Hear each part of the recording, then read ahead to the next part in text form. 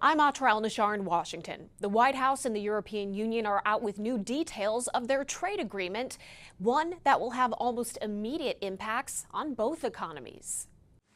Thank you very much. Thank you. President Trump calls it the largest trade deal in history. 3.5 weeks after it was announced, we're learning the actual details of the framework the United States and European Union are agreeing to. Which is just absolutely epic. The alternative, a trade war with sky-high tariffs and political escalation, helps no one.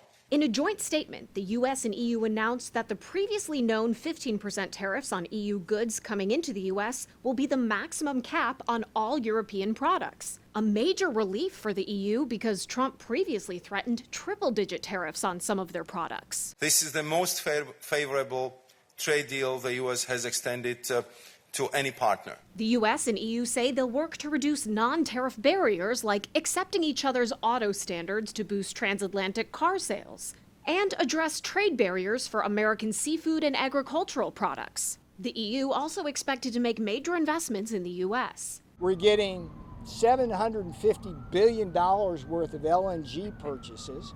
We're getting $600 billion of investment here in the U.S.